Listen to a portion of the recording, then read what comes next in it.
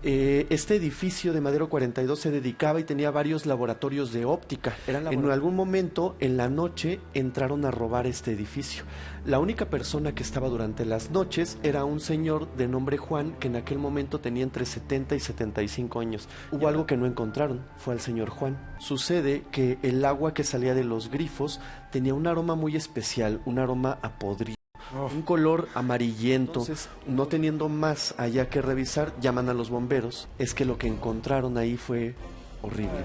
Pero hay gente extremadamente sensible. Por ejemplo, uno de mis hijos es súper sensible y hace poco grabamos un comercial y entonces llegamos al comercial y tal, y era en un lugar pues por Tacubaya, sí, por el metro Tacubaya o Tacuba, no estoy seguro. Entonces llegamos, tal, afuera había unos trailers donde estábamos, entramos y de repente vamos caminando, yo me encuentro con el director y le digo, hola, ¿cómo estás? ¿Tal? ¿Todo bien?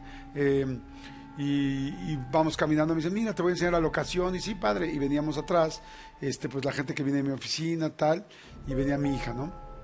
Venimos caminando y de repente vamos a entrar, era como una casona muy muy grande y esta casona principal tenía como otra parte, pues como si fueran unos consultorios. Íbamos a entrar ahí y de repente volteó y mi hija me dice no. Digo, ¿qué pasó? Le digo, vente, mi amor, luego para qué, porque ella quiere estudiar cine. Digo, para que escuches lo del director. Y me dice, no puedo entrar ahí. Dije, ¿cómo que no puedo? Y le digo, no están grabados. Y me dice, no puedo. Me dice, no, hay una vibra tremenda. Me dice, no quiero. Y le dije, ¿en serio? Sí, yo soy la verdad muy respetuoso con mis hijos. Y le digo, ¿en serio? Sí, no puedo. Me quedo aquí afuera. Y yo, ok. Y ya entro, digo, a ver, ¿y qué es esto? Tal, me dice, todo esto era un asilo de ancianos. Y esta parte era la parte médica, como los hospitales, tal, bueno, como un hospitalito, por decirlo alguno, ¿no? Los consultorios. Me dice, pero toda la casa era un asilo muy famoso, creo que se llama el asilo de Tacubaya o de Tacuba, no sé. Y me dice, pero hay unas vibras muy, muy fuertes. Y yo así de, ajá, me lo acaba de decir mi hija, ¿no? Yo, ajá, pero mi hija no escuchó nada de esto. Y me dice, de hecho, es muy famoso bueno, más bien hay una historia que en este lugar, lamentablemente, muchas de las personas venían a traer a sus, pues sí, a su gente mayor, a sus abuelos, padres, tal, pues sí, a sus personas de la tercera edad, para que los cuidaran, pero en realidad no era para que los cuidaran. Aquí era muy famoso que pues ahora sí que esas personas les quitaban la vida, los enfermeros tal les quitaban la vida, y eso es que los enterraban aquí mismo. Entonces la gente era como de, oye, ¿y tu abuelito? Oye, ¿y tu mamá? Oye, ¿y tu papá? No, pues falleció en tal lugar, pero era como, pues así como hay un lugar, por decirlo de alguna manera, aquí había un lugar para quitarle la vida a las personas y enterrarlos ahí mismo. Y mi hija dijo tal, y ya luego que acabamos de eso, ella no escuchó nada de esto, y luego nos fuimos a grabar a otra parte, ya a la casa principal, y adentro pues estaban donde ponen las sillas y todo para que tú te sientes y pues veas los monitores y todo. Y me dijo mi hija, no voy a entrar. Dije, ¿estás bromeando? Me dijo, no. Bueno, fue 6 horas de llamado y jamás entró. Se quedó siempre afuera, dijo, no puedo. No, me dijo, este lugar tiene una vibra tal. Y yo no le conté, porque más la voy a sugestionar, hasta que ya nos fuimos a la casa. Pero es bien importante eso, ¿no? La intuición es una de las cosas a las que primero le tenemos que hacer caso. Y muchas veces, sin juzgar a nadie, pero muchas veces, como papás, pues terminamos no respetando esa intuición de nuestros hijos e hijas pequeñas. Nos dicen, es que estoy viendo algo en la habitación, hay una persona que se comunica conmigo, y de inmediato sale estos paradigmas, ¿no? Les decimos, no, es tu imaginación, es porque viste una película en la noche, pero probablemente tengas un hijo o una hija que tenga un grado de sensibilidad y debes de respetarlo. De hecho, deberíamos como adultos de reconocerlo, estudiarlo para poder explicárselos a los más pequeños. Que completamente de acuerdo, o sea, si sucede, ¿por qué ponemos rápido como un escudo inmediato de no pasa nada? Y no, sí está pasando, quizás no es la imaginación, quizás tu hijo tiene un don o tiene mucha sensibilidad y más bien tú lo estás cuidando, porque sí lo hacemos por cuidarlos, o hasta tú bloqueando algo que te puede dar miedo a ti. Y vas a platicarnos una historia, ¿no? Sí, y justamente en esta historia hay un detalle que es muy interesante, porque me parece que hay una persona extremadamente sensible en un caso muy insólito y la verdad es que bastante cruento.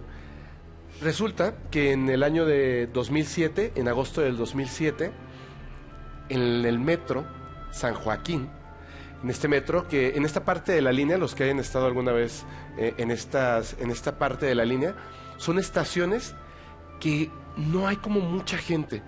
De hecho, hay ciertos horarios en los que uno puede decir, bueno, en este horario sí hay mucha gente, pero generalmente no hay mucha gente. Resulta que llegan estas personas que se dedican a la parte del trabajo de la limpieza de las líneas y están haciendo su labor de limpieza cuando uno de ellos accede a los baños. Los baños no son públicos, son los baños de la gente que trabaja ahí. Y cuando llega al baño, abre, se encuentra con una escena horrible. Lo que observa es que en el lavabo, el camino hacia el lavabo, hay un charco de sangre. Y cuando se asoma al lavabo, en el lavabo hay 6 dientes humanos, con todo y raíz. 6 dientes humanos. Entonces, obviamente, da la alerta y van a revisar en las cámaras de seguridad, que no hay la cámara de seguridad de dentro del baño, pero en la cámara de seguridad fuera, observan a una mujer que a las 3:12 de la tarde accede al baño. Pero no es una mujer que trabaje ahí en el metro. Que tenga el acceso. Que tenga el acceso, pero se entra y 33 minutos después sale del baño y va hacia los andenes. La cuestión es esta. En ese momento estaba ocurriendo que uno de los choferes va pasando 2 estaciones previas a la de San Joaquín y cuando va avanzando, de pronto se da cuenta de que la línea, o sea, la estación está casi vacía y en la estación observa a una mujer que por alguna razón le llama la atención. Pero no se detiene. Continúa y en la siguiente estación vuelve a observar a la misma mujer en la estación y se da cuenta inmediatamente de que es la misma mujer. No hay nadie, solamente esa mujer. Le da como una mala espina y continúa. Sabe que algo está mal. En la siguiente estación, nuevamente, en San Joaquín, la misma mujer. Y cuando va a pasar justo al lado de ella, esta mujer, como, no sé, como muy seria, como decidida lo que va a hacer, brinca. Impacta con el frente del vagón y pasa esta cuestión terrible. Cuando empiezan a levantar lo que quedaba de esta mujer, se dan cuenta de que faltaban 6 dientes. Era la misma mujer que había entrado, que se había arrancado los dientes para después cometer pues el acto que hizo. Pero la cuestión que aquí, que además de que es muy raro lo que hace esta mujer, este hombre vio a la mujer previamente, en 2 estaciones previas, antes de que hiciera este acto de aventarse a las vías. Él observó a esta mujer en 2 ocasiones, lo cual es como, de alguna forma, a lo mejor este hombre era demasiado sensible y ya se le venía anunciando lo que iba a pasar. Está fuertísimo. Tremendo, ¿no? Y los dientes tienen... yo cuando he platicado con gente que ha entrevistado, que interpreta sueños, el asunto de los dientes es muy específico, conlleva como mucha información. Sí, generalmente cuando los dientes se caen, también depende de la pieza molar y también depende mucho de la cultura, ¿no? De cómo nos desarrollamos nosotros. Pero generalmente cuando se caen las piezas dentales es enfermedad, pero si se te caen muchos dientes es muerte. Pues quizás ella misma estaba dando la señal de lo que iba a ser, ¿no? Sí. Qué fuerte, caray. Fermex. ¿Una historia? Ok. Pues mira, no solamente aquí suceden cosas, hay historias que traspasan algunas barreras muy especiales. Esta historia que les voy a contar, me la contaron de primera mano. Es una historia que me contó mi mamá, porque ella trabajaba en el edificio que ocurrió esto. Y no quiero pensar lo que consumió mi mamá en algún momento. Ahorita van a ver por qué les estoy diciendo esto. Esta historia está ubicada en la calle de Madero, aquí muy cerquita, en el centro, la calle de Madero número 42. Esta historia dice que en algún momento, bueno, ella me contó, que en algún momento este edificio de Madero 42 se dedicaba y tenía varios laboratorios de óptica. Eran laboratorios que se dedicaban pues a procesar micas, armazones, etcétera, todo este rollo de la óptica. En algún momento, en la noche, entraron a robar este edificio. La única persona que estaba durante las noches era un señor de nombre Juan, que en aquel momento tenía entre 70 y 75 años. Y era una persona mayor que solamente se encargaba no tanto de vigilar, sino más bien de ser el portero del edificio. Dicen que abrieron el edificio, no había rastros de que forzaron la cerradura, no había nada. Hubo dos versiones, o traían llave o este señor ingenuamente les abrió. Okay. Abren, se meten, al día siguiente llegan los locatarios y encuentran pues saqueo literalmente en todo el edificio. Pero hubo algo que no encontraron, fue al señor Juan. Pensaron que se asustó, que se había ido a su casa, que quizás se lo habían llevado, algo había pasado con él. Pasaron los días y pues sucede que la familia de este señor empieza a ir a buscarlo. Les dicen a los administradores del edificio, oigan, ¿qué pasó? Pues robaron y a partir de ese momento no supimos nada del señor Juan. Entonces empieza una búsqueda porque él no aparecía. Entonces pues la familia empieza a levantar sus reportes y todo ante las autoridades, pero el señor nunca aparece. Pero a partir de una semana, 2 semanas, empiezan a surgir nuevos síntomas.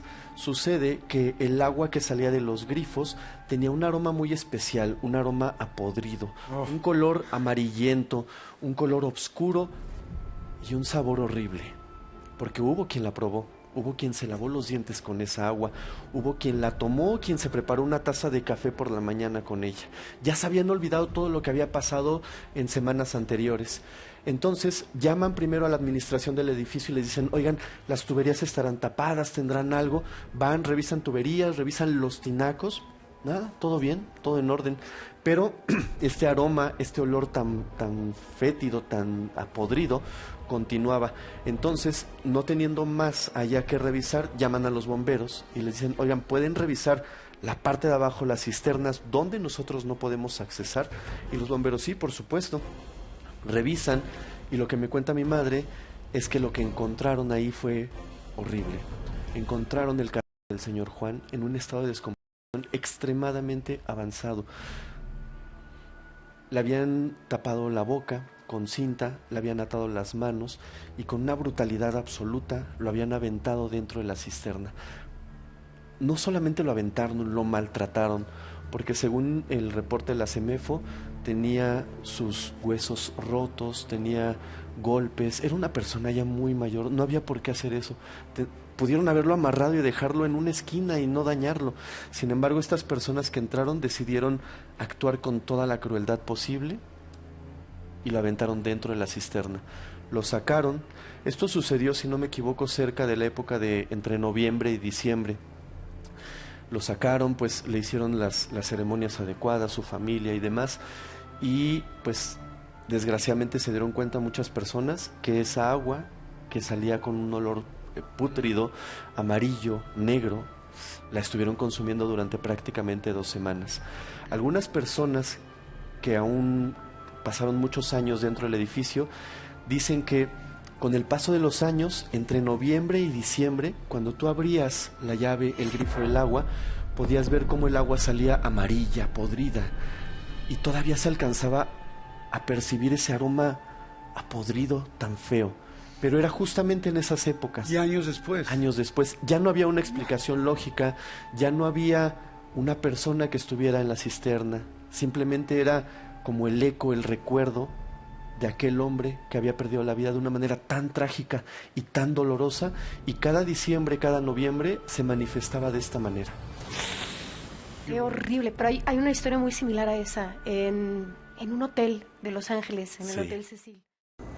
Hola amigos de YouTube de Unicable. Oigan, ¿saben qué? Suscríbanse porque vamos a tener unas cosas increíbles aquí.